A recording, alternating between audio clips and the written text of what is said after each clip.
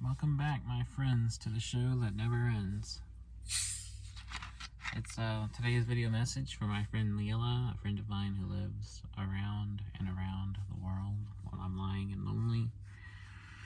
While I live in Oklahoma, and I'm sure you can tell from my Okie twang that I'm definitely from around these parts. And it's November the 9th, 2021.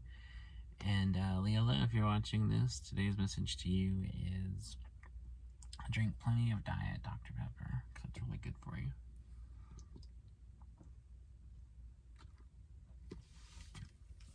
It goes down smooth. Excuse me, it also makes me have gas. But also counter it with some water. Water's good too.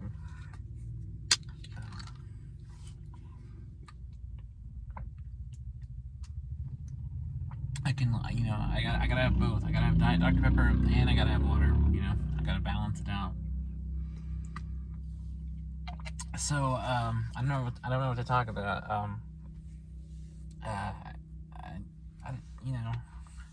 I spent most of the day reading, which is something I haven't done in a while. I've been kind of in a reading slump as of late, and I'm reading a book of short stories, edited by Ellen Datlow, and it's so good.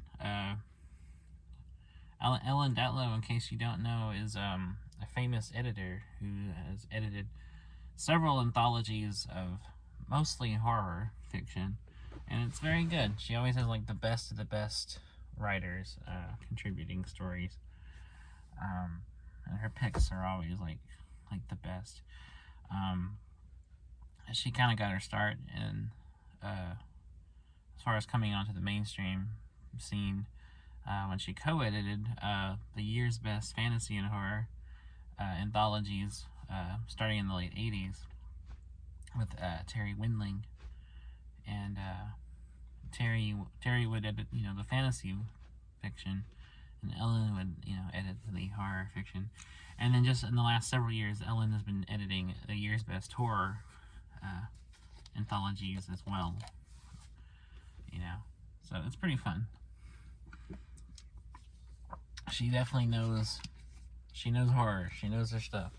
She's a great editor, and every time I read an anthology that she's worked on, I'm always impressed with like the choice of stories and the choice of writers that she includes, that kind of thing.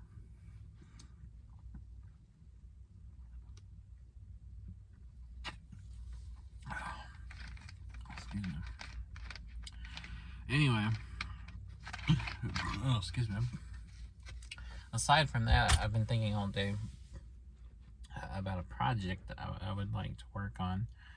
I recently wrote a screenplay for a feature-length film that I would like to try to work on at some point. And I've been having this idea for another film. It's more kind of a rough idea at this point than the other one. But it's something meant to be in more kind of a looser, more abstract story than the one that I finished the screenplay for. The screenplay I finished, that I actually wrote, is like a comedic drama movie. And the one I'm kind of like making mental notes for is a more kind of experimental, I guess you could say, drama. And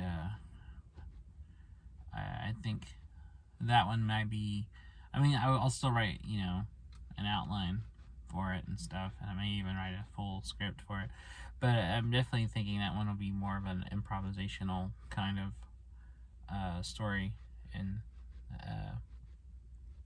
kind of the method will probably be a lot looser than the other one. I don't know when I'll get a chance to work on either one.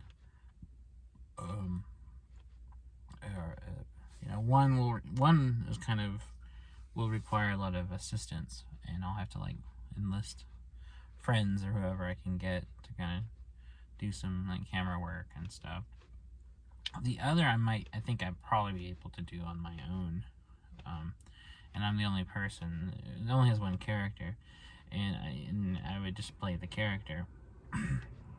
And I've done some short films at this point, and all of them were just done with me as the sole actor and just acting as a one-man crew. And they didn't really require a whole lot outside of just shooting and editing. I mean, I wrote stuff for them, but it was the actual shooting process was a matter of me acting and shooting the scenes myself, and then editing them, into a final cut. And they're all on my channel if you're interested. And I also have a Vimeo page, and they're all on there as well. And I'll have to link them below, I guess.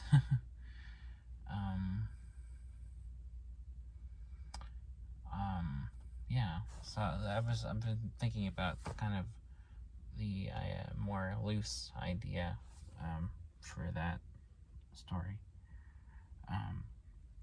Leave it to me to plan and visualize, and and spend like 2 days writing a screenplay, only to immediately turn around and already have ideas for another story, another film. This one will probably be a short film, and the other one's definitely a feature length. And seeing as how the one requires a lot less work,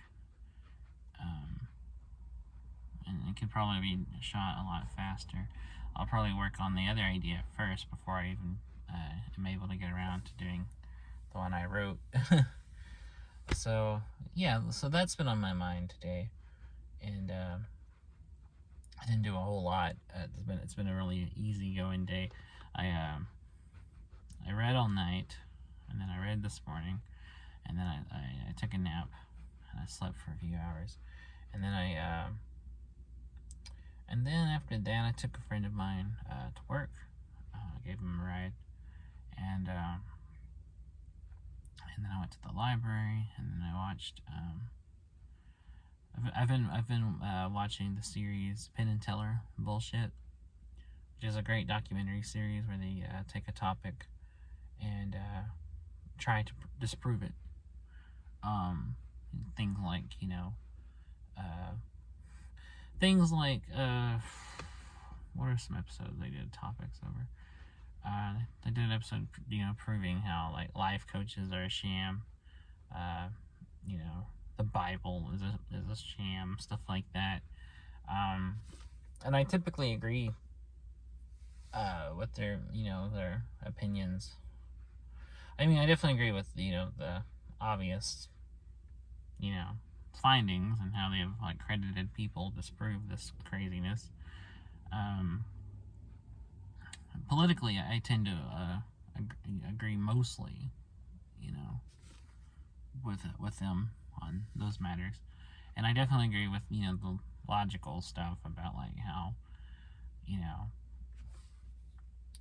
about how the Bible's fake, and how people scam people with religion, which they've been an episode on about like so-called miraculous signs, like the whole finding like Virgin Mary in a grilled cheese kind of thing, and people exploiting that and profiteering off of it. So I've been watching that series, and it's really good. I'm a big fan of Penn and Teller. I like their stuff. They're always entertaining, and they're always interesting. And they've done a few series that I really like. They did one where they went around the world and kind of interacted with other magicians and kind of showed like the scenery and stuff. That was a good series. And this series is really interesting. I'm a big fan of anything like I'm a big fan of anything science related, or skepticism stuff that disproves popular myths like the show does. and it was a Showtime series, so it's on cable, baby. They make full use of it. I mean, for God's sake, the show is called Bullshit. That's the title of the show, you know. So I mean, there's lots of cursing and nudity and all kinds of stuff in the show because they can get away with it being on a premium network, and they use it to their advantage, you know. And you know, for people like Penn and Teller who are anti-censorship, that makes sense. So yeah, it's good. Penn and Teller are very interesting. They're funny guys, and they're very good magicians. The tricks they do on stage are really cool. So yeah, I'm recording this late just because honestly I've just been really tired all day, and I've been trying to work on that, you know, project idea, and then reading is taking up a large percentage of the day because I'm trying to get back into reading regularly. And so I'm kind of just winging this vlog. I'm just doing it by the seat of my pants. You know, I tend to work that way in general. Although usually when I do these, I at least have a topic in mind. Very rarely do I just turn the camera on and just ramble. Usually I have some semblance of something I want to talk about first. But I thought today I would just do my general day and what I did, and you know, what I was reading and what I'm watching and stuff. I also started watching the new Chucky series. It's only 4 episodes in. I think the 5th episode actually aired tonight, and it's great, of course. Anything in the Child's Play Chucky series is always good. I've been a fan of that franchise my whole life, and it does not disappoint. I really like the direction of it. I like the premise. I like that it's about like a middle schooler, you know, trying to survive Chucky. It's pretty great, you know, and Don Mancini is a fantastic writer. So that's another television show I'm currently watching.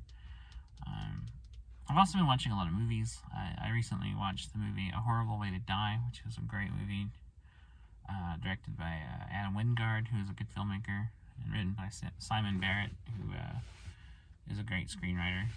And the two of them have made some great movies, like You're Next, and The Guest. The Guest is probably my favorite movie of theirs. A Horrible Way to Die was a great film. I really like it. It has kind of a almost an experimental like style to it. It's very much almost everything's handheld camera work, and it has kind of almost this abstract kind of dreamlike quality to it. I really like.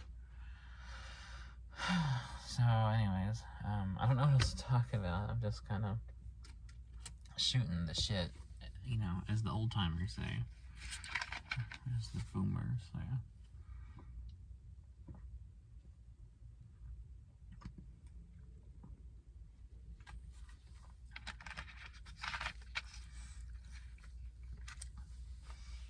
Excuse me.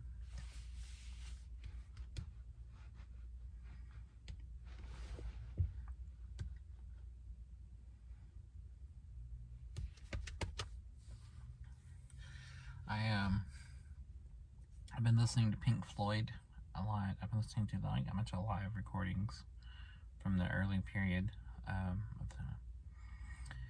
specifically like recordings from about 1969 to about 1972. Listen to their live shows that they were doing for the BBC, or listening to the soundtrack to Live at Pompeii. I've also been listening to concerts people recorded around that time, but you know, and they were always great live, you know. And as much as I love their studio albums, I think I've kind of gotten to where I honestly almost rather listen to their live material. You know, they did hundreds and hundreds of shows, and a lot of them were recorded by audience members, and it's interesting to hear them because there's so many different interpretations of the songs that, you know, sound drastically different than the version that would appear on a studio album. And the way they would rework material in a live context is really interesting. Because they're not so different from the studio material that you can't identify the song. But, and also depending on the year and the era, the performance of it would be very different. And I think it's interesting to hear kind of the different interpretations that they bring to it, especially listening to multiple, concerts over, the period of these years. And hearing like kind of alternate versions of songs. Especially songs that would just sound very different from the studio counterpart, and some that are not totally different, but there's some that are kind of, depending on, very different. Like a song like Fat Old Son on the album is very different from the renditions of it they would do live. And I really like those live renditions of it. As much as I like the studio version too. It's just a great song, and it's a very good piece. And of course, they always had standards that they would play at every concert, like "Careful with That Axe, Eugene," which always sounds roughly the same, but it's still interesting to hear kind of variations on it. And it's always great to hear echoes, which is probably my favorite song they've ever done. And it's always welcome. It's always a welcome sound to hear them perform echoes. So I've been listening to a lot of that. And they're just one of my top favorite bands. They've always been one of my favorites. And aside from that, I've been giving my friend a ride to work and picking him up the last few days. And I hung out with him last night, and we watched the Chucky series.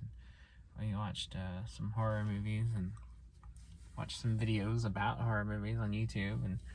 And YouTube's always something that occupies a huge slice of my time. I'm very much on YouTube frequently and keep up with that regularly. And I subscribed to several channels, and that takes up a lot of time.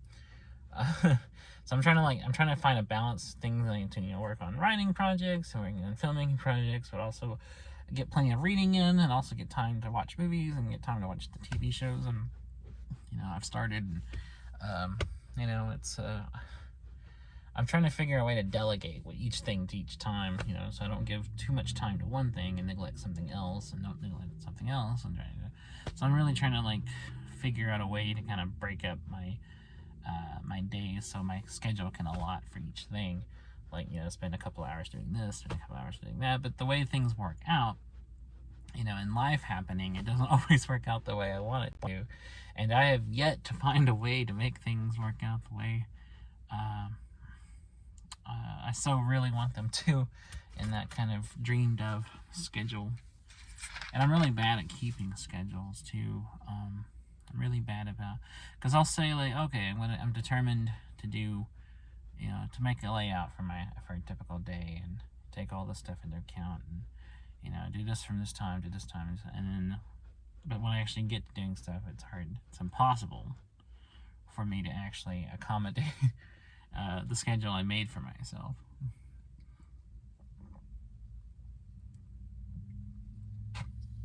Oh, sweet nectar. Ugh. Excuse me. And I just really I really like so many different things. I'm into so many things, and I want to work on different creative things. And I just, it drives me crazy because I just wish there was more time. I wish there was more hours in a day.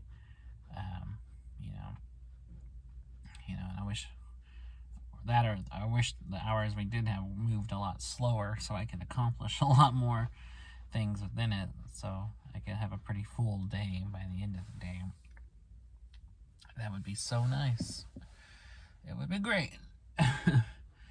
And yeah, so I guess that's all I gotta say. I'm sorry it wasn't very interesting. So I know things are rough for you, Lilla, right now, and I wish so much that there was something I could do. You know, when we talk, you tell me about stuff going on, and I just really wish that I could help. And I don't want you to think I'm not listening or I'm not here for you, and just know that you know, anytime you need me, you know, reach out and I'm here for you. So just keep that in mind and know that I'm always thinking about you all the time. So, anyways, I guess I'm gonna call it a night and end it here. But I'll try to be back tomorrow. No promises, just because everything's so fucked up. But I'll do my best to do another one of these tomorrow, and hope for the best. So, thanks for watching, and I hope you take care. Have a good night.